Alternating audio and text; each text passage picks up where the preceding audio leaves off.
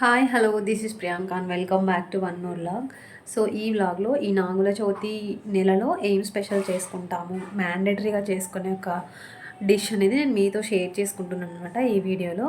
So ఇదైతే నాకు రాదు, మా పెద్దమ్మ చేసింది. సో చూడండి ప్రాసెస్ ఏంటి అని. కంపల్సరీ ఈ నువ్వు పిండి అనేది కంపల్సరీ చేసుకుంటాం కదా, అండ్ దెన్ ఐరన్ కూడా మంచిగా ఉంటుంది ఇందులో. సో చూసి మీకు ఇష్టమైతే చేసుకోండి, ఓకేనా? Let's get in to the video. So ముందైతే నువ్వులు అండ్ సద్దల్ని బాగా క్లీన్ చేసుకోవాలన్నమాట. క్లీన్ చేసుకునేకే చాలా టైం పడుతుంది.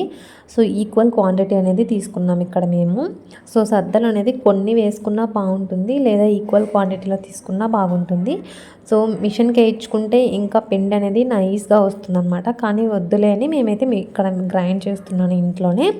సో ఇలా అయితే నీట్గా మంచి పిండి బాగా మెత్తగా రావాలన్నమాట, ఫైన్ పౌడర్ అయిపోవాలి. సో అలా గ్రైండ్ చేసుకోవాలి. మిల్లులో అయితే డైరెక్ట్ మంచిగా ఫైన్ పౌడర్ అనేది వస్తుంది, కానీ ఇక్కడ మనకు రాదు కదా ఇంట్లో.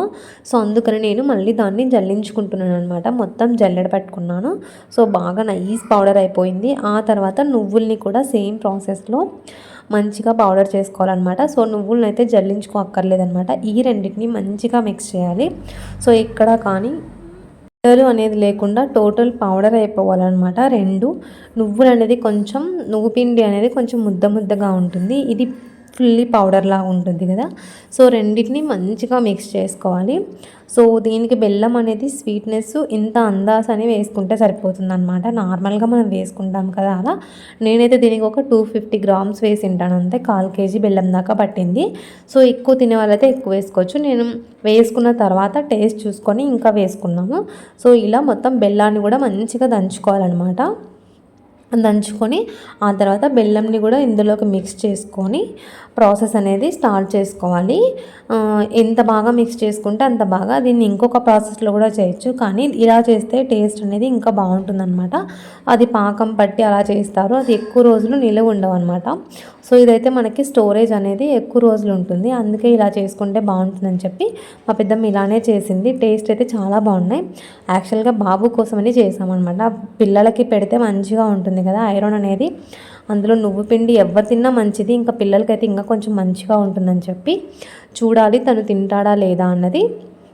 సో ఇలా అయితే బెల్లం అంతా చిన్న చిన్న పీసెస్గా దంచుకొని ఇందులో వేసుకొని మిక్స్ చేసుకున్నాను. సో ఆ తర్వాత కొంచెం పొడిని మళ్ళీ మిక్సీ పెట్టుకోవాలన్నమాట. మూడింటిని కలిపి మళ్ళీ పౌడర్ అనేది, అంటే బెల్లం మనకు మిక్స్ అయితే చాలు, పౌడర్ అనేది ముద్ద రావాలి అనేది ఏం లేదనమాట.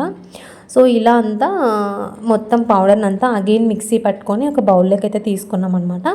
సో ఒకవేళ మనకి వంటకి రాలేదు అంటే సద్దపిండి వేసింటాం కాబట్టి ఆల్మోస్ట్ వంటకు వచ్చేస్తుంది అనమాట. ఇలా గట్టిగా ప్రెస్ చేస్తే వంట అనేది అవుతుంది. ఇన్ కేస్ రాకున్నా కూడా కొంచెం నెయ్యి అయినా వేసుకోవచ్చు, లేదా వేడి నీళ్ళు కొంచెం బాగా వేడిగా ఉన్న నీళ్ళని పైన ఇలా జల్లించి కొంచెం వంట అనేది మనం కట్టుకోవచ్చు అనమాట. పిండి వేసినాం కాబట్టి మాకు ఆటోమేటిక్గా అయితే వచ్చాయి. కొంచెం నెయ్యి యాడ్ చేసుకున్నాము, ఇంకా కొంచెం కొబ్బరి తురుము అండ్ యాలకులు కొన్ని దంచేసుకుంటే టేస్ట్ ఇంకా మంచిగా ఉంటుంది అనమాట. అన్నీ మిక్స్ చేసి ఫైనల్గా అయితే ఉంటలు కట్టుకోవడమే అనమాట. లడ్డూలు చేసుకోవడము, లడ్డూలు చేయడమే పెద్ద టాస్క్ అండి, చాలా టైం పడుతుంది ఇందులో. సో ఫైనల్గా అయితే టేస్ట్ అయితే సూపర్గా వచ్చాయన్నమాట. మాకు క్వాంటిటీ ఎక్కువ అయిపోయింది, సో చాలా టైం పట్టింది. సో మీరు ట్రై చేయండి. ఈ నాగుల చవితిలో కంపల్సరీ నువ్వు పిండి ట్రై చేయని వాళ్ళైతే ఎవరు ఉండరు. ఆంధ్రాలో అయితే ఇంకా మంచిగా ట్రై చేస్తారనమాట. ఖచ్చితంగా తినే వంటకం అని చెప్పొచ్చండి.